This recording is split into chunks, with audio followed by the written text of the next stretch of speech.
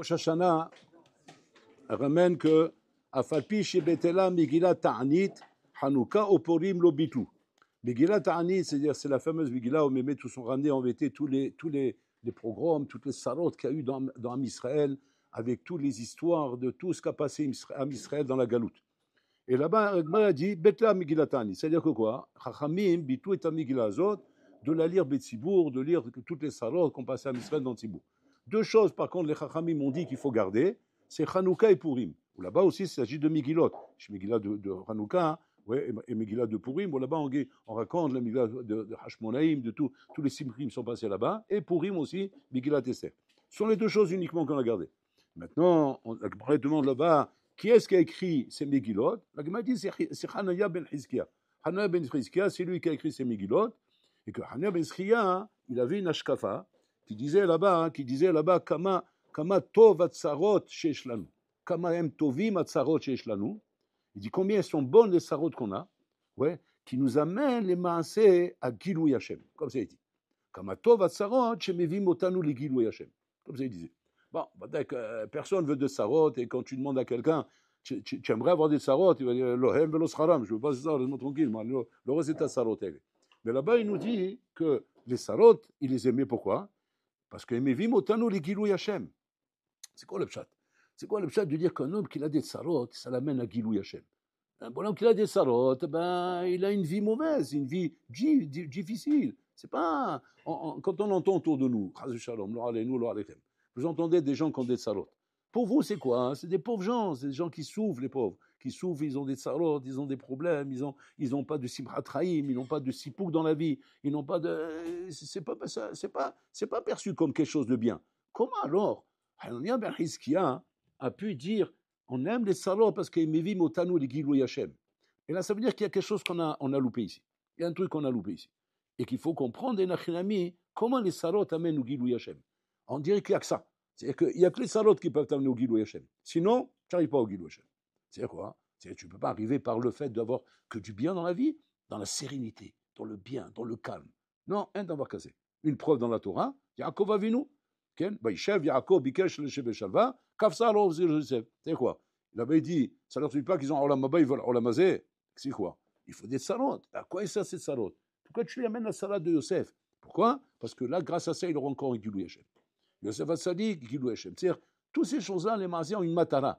Qui sont quoi? Gilou Hashem. La question qui se pose, c'est comme ça. Pourquoi un Shem Kaviachol, dans la Naga d'Akadosh Baruch Hu, on essaye de comprendre, dans la Naga d'Hashem, pourquoi un Shem dans sa Hanaga? Pour qu'on puisse avoir des Gilouim d'Hachem. Des Gilouim, c'est-à-dire des perceptions d'Akadosh Baruch Hu. On ne parle pas de Gilouim de Lionavik sur Hachem. Mais comme on a perception, de comprendre des choses, d'arriver à la montée de Madelga. Pourquoi il faut que ça passe par des salot? Pourquoi ça ne pourrait pas passer par des bonnes choses? Des Dvarim Tovim, des bonnes choses. Je ne sais pas moi, genre, j'ai Gilouim Hachem en gagnant l'auto. J'ai Gilouim Hachem en écoutant une belle blague. J'ai Gilouim Hachem en passant une bonne soirée. Voilà, pourquoi ce ne serait pas comme ça? Pourquoi il faut que ce soit... Tu as eu Gilouim Hachem grâce à quoi hier soir? Rage dedans. Si tu as eu Gilouim Hachem grâce à quoi? J'ai mis un chien, il me sautait dessus, il allait me dévorer. Il faut que ce soit des problèmes durs pour que tu dises, ah, il y a Gilouim Hachem. C'est quoi le malach? Regarde ce qu'il explique. Là-bas, il explique comme ça. Il explique en vérité que la Shrina, Kaviachol, pour se dévoiler à Am Israël, la Shrina représente Kaviachol la lumière d'Hachem.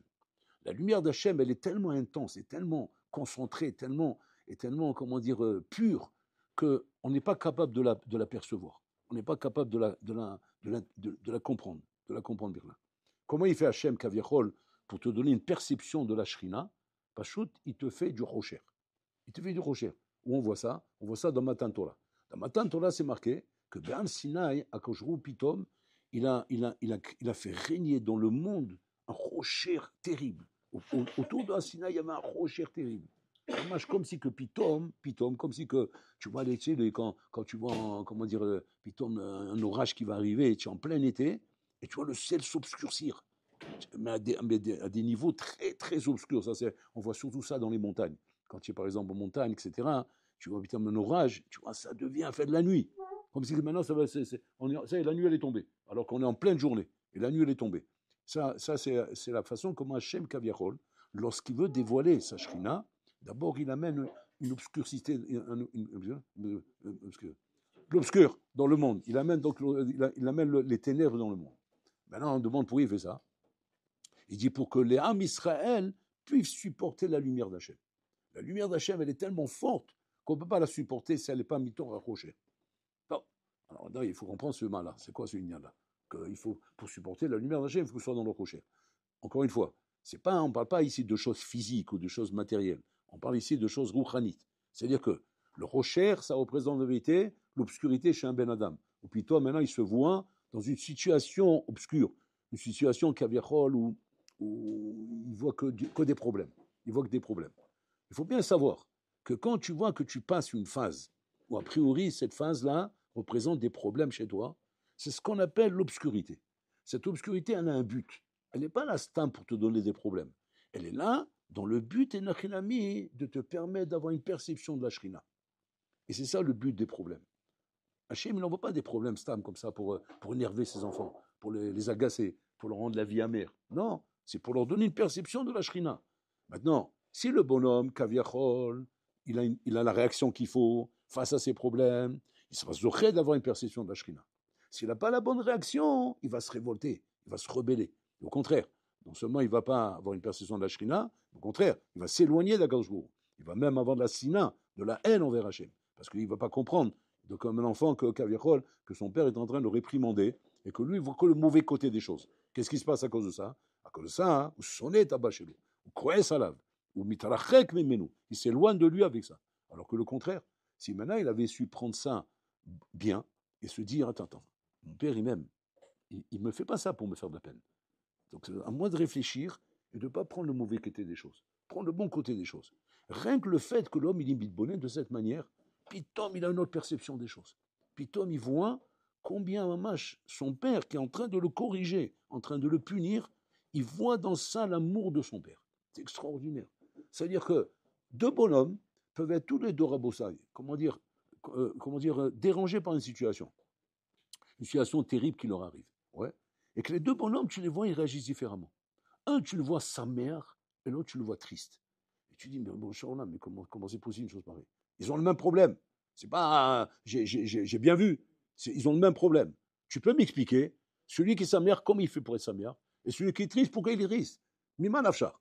Si ça amène de la simra, alors lui aussi doit être sa mère. Si ça amène de la tristesse, alors lui aussi doit être triste. C'est quoi cette différence entre les deux? La différence entre les deux, c'est la perception. C'est-à-dire que quand le bonhomme il a compris que derrière ce problème se cache en vérité une perception d'Hachem, un Gilou Yashrina, alors rien que cette pensée que l'homme a en lui, qui est une ashkafa de vie, c'est une ashkafa qui doit nous accompagner dans la vie, qui s'appelle, c'est le terme que vous avez sûrement toujours entendu, Gamzou Letova. Elle s'appelle comme ça cette ashkafa, Gamzou Letova. Ça veut dire quoi Gamzou Letova? Gamzou, c'est-à-dire même cette chose-là, qui est mauvaise à ma perception, et que je vois quelque chose de mal devant moi, je vois une obscurité, je vois quelque chose de Nora, sache une chose, c'est pour te préparer à une perception de la Shrina qui va se dévoiler à toi. Maintenant, c'est quoi le tnaï pour que ça se dévoile à toi? Que tu sois sa mère, que tu sois heureux de ça. Parce que si jamais tu n'es pas heureux, impossible. Impossible, ça ne pourra pas se dévoiler à toi. Au contraire, qu'est-ce qui va se dévoiler avec toi? Que la peine, que la tristesse, que l'angoisse, que l'obscurité. Et tu vas sortir de là-bas, nishbar, brisé, complètement brisé. Alors que tu peux sortir de là-bas, pas seulement pas brisé, mais chazak, saméar. Et pas seulement ça, tu vas pitom découvrir chez toi des korotes que tu ne savais même pas que tu les avais. Des korotes inimaginables. Tu dis, bon, Shaolam. Et c'est ça le but. Le but, Kadosh Baruch Hu, il a Kaviachol, de te plonger maintenant dans un problème, où maintenant il veut t'amener à une perception du bien. C'est quand Hachem veut te dévoiler des korotes à toi. Il veut te dévoiler des korotes qui sont en toi, mais que pour te dévoiler ces korotes, Kaviachol, il faut que tu t'affrontes, tu te confrontes à cette obscurité. Et quand te confrontant à cette obscurité, qui aurait plutôt tendance à te faire sombrer dans la tristesse, tu arrives à surmonter et à dire non, Gamzou les Tova, je ne vais pas sombrer, je ne vais pas laisser cette situation me casser. Au contraire, Hachem Rotsé les Tovati, il veut mon bien, comme l'enfant qui va dire ça vis-à-vis de son papa. Donc je vais m'efforcer de me concentrer sur le bien qu'il y a dans la chose, et pas sur le mal que je vois. Parce que c'est vrai que dans la forme, quand je vois la chose extérieure, je vois du mal. Mais moi je me dis non, c'est le fond qui m'intéresse. Je ne vais pas m'accrocher sur la forme, je vais m'accrocher dans le fond. Dans le fond, il y a un bien ici, il y a un bien. Le bonhomme, il se concentre, Shkat pitom, le bien apparaît. C'est-à-dire que le bien apparaît comme c'est marqué, vayi erev, vayi boker. L'obscurité et après la lumière. C'est comme ça le der. Le der, c'est comme ça. Et donc, tous ces Megillot Ta'anit, qui ont été, comment dire, annulés, où on a gardé uniquement que Hanouka et Purim, elles viennent justement nous décrire ça. Nous décrire comment, à Hanouka et à Purim, il y a eu justement, au début, on veut dire, cette perception de l'obscurité, du mal. Aman, il veut détruire Am Israël. Ça y est, c'est la fin du monde. Tout le monde va périr, tout le monde va mourir. Il faut se mettre dans le contexte, comment c'était là-bas. Là-bas, les Bolons, tu les vois, ils mettent là-bas, en train d'aiguiser leur couteau. Et maintenant, quand un juif passait, il disait, avec ça, je vais t'égorger. Et c'était mamache, les Bolons, plié serrada, il n'y avait pas un moment de répit. Il marchait dans la rue, il voyait la menace. La menace arrivait avec un chef d'État, qui était Aman, que personne ne peut discuter avec lui. On ne peut même pas le calmer, le bonhomme. Il s'est juré de. Et d'abord, n'oubliez pas qu'il régnait sur 127 médinos, c'est-à-dire il régnait sur le monde entier, pour ainsi dire. Donc, c'est-à-dire qu'on parlait ici de massacrer tout Am Israël. Ce n'est pas une médina, ce n'est pas juste à Paras que c'est passé.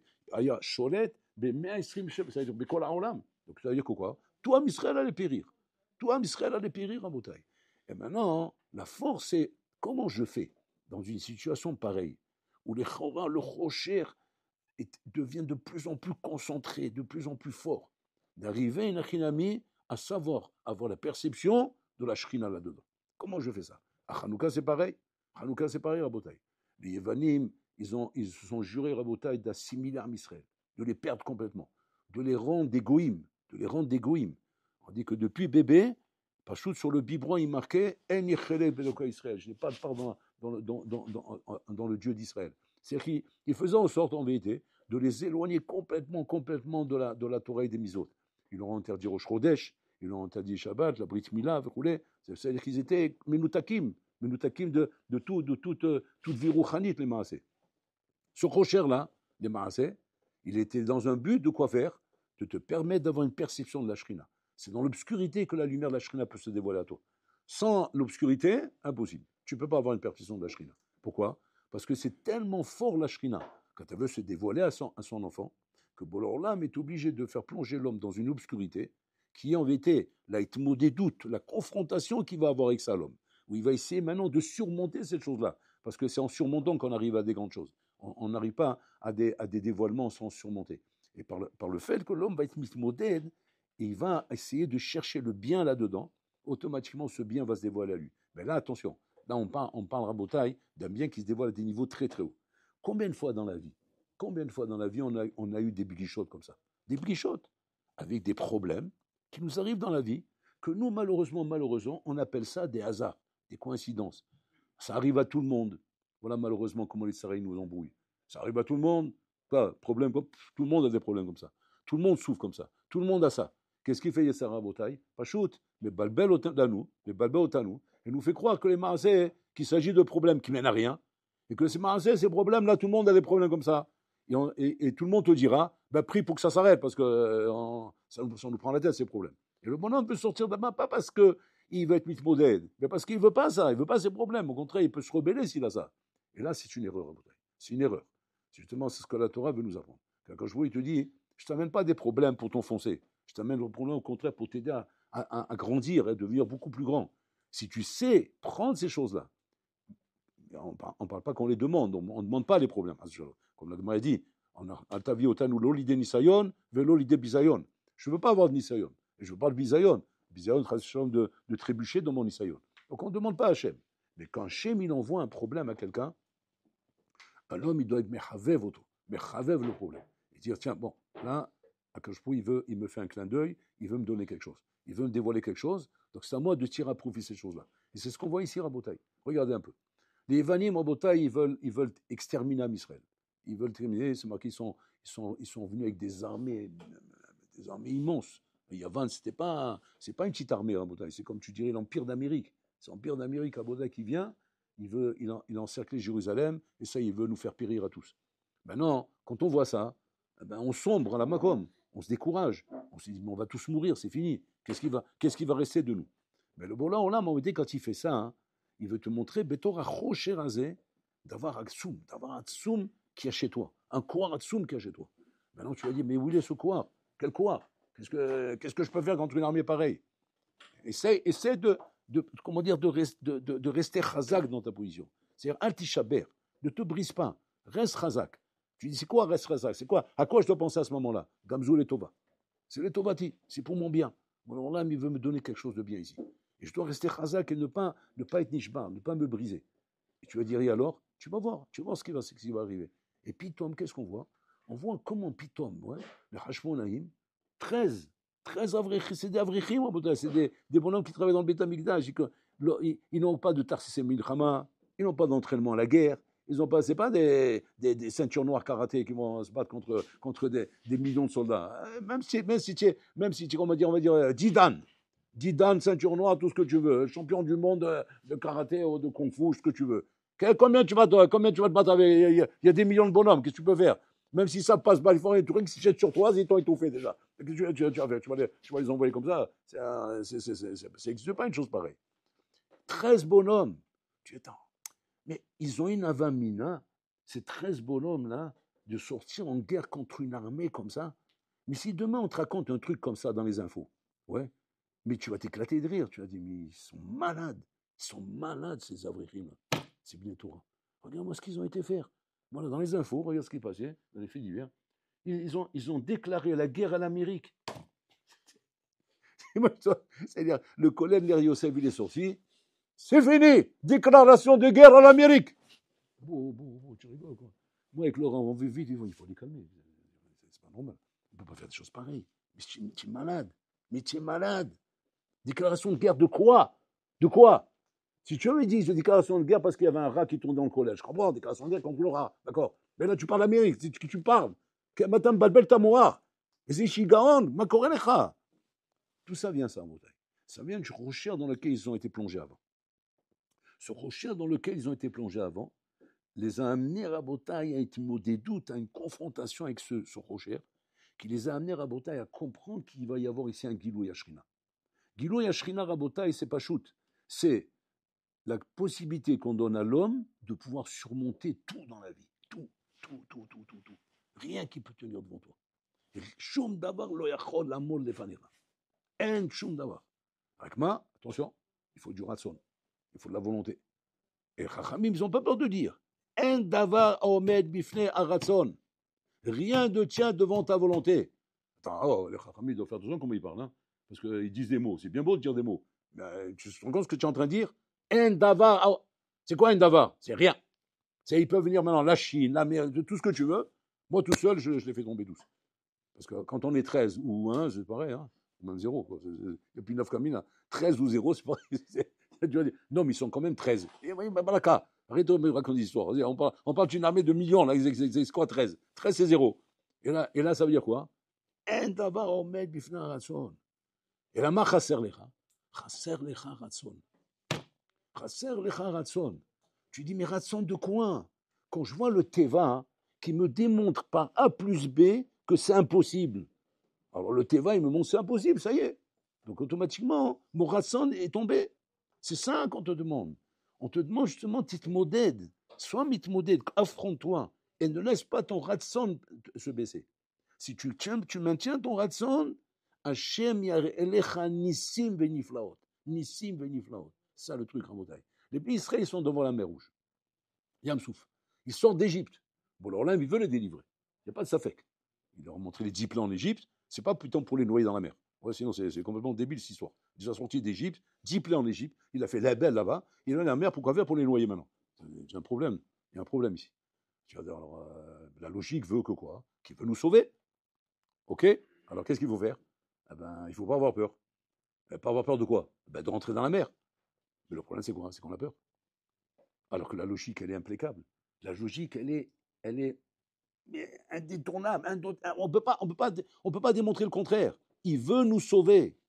Il nous a montré les 10 plaies. Maintenant, on est devant la mer Rouge. Donc, non, on se concerte entre nous. Qu'est-ce qu'on doit dire? En safek. Il y a la bonne ikanes layam. On a peur. On a peur de monter dans la mer. Pourquoi on a peur à Boutaï? Parce qu'un rocher rasé, chez la mitsiout chez la yam, qui représente un rocher, dans le sens où maintenant, impossible qu'on puisse sortir de là. On ne peut pas rentrer dans la mer comme ça indéfiniment et rentrer et s'imaginer qu'il va se passer quelque chose. C'est ça le rocher. Le rocher, c'est le corps du Teva qui te montre comment une situation est impossible. Tu te montres comment les masser, là tu peux pas. Et le ratson consiste à dire quoi? En melevado Hashem ou Elohim. Rien ne peut tenir devant la volonté d'Hachem.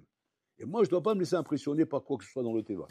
Si tu es capable de faire ça, hein, alors tu vas entendre l'histoire des Hashmonaïm. Tu vois ce qu'ils sont capables de faire. Comment ils sont capables de terrasser une armée entière.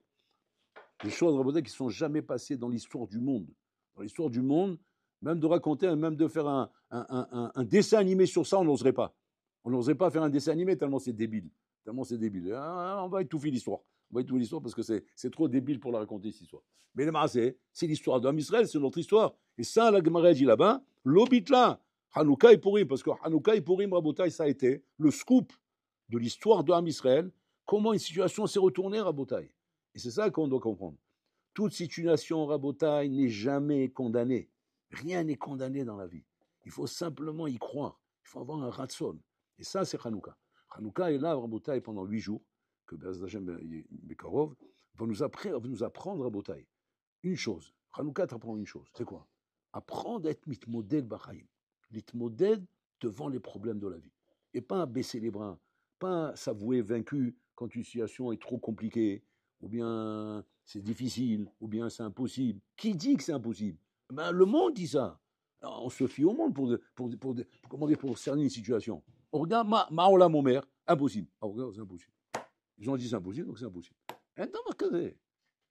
Pour les gens, c'est impossible. Pour leur âme, tout est possible. Seulement, il faut que tu sois ma mine, imratson chazak. Et ça, c'est Hanouka. Donc Hanouka n'est pas là pour nous raconter une histoire simplement et pour nous faire allumer des bougies. C'est pour nous remettre dans le contexte en vérité qui est, d'un côté, l'obscurité de Hanouka, et d'un autre côté, ce qu'un homme est capable de faire si rien qu'il est mafil, il fait travailler son ratson dans une situation impossible.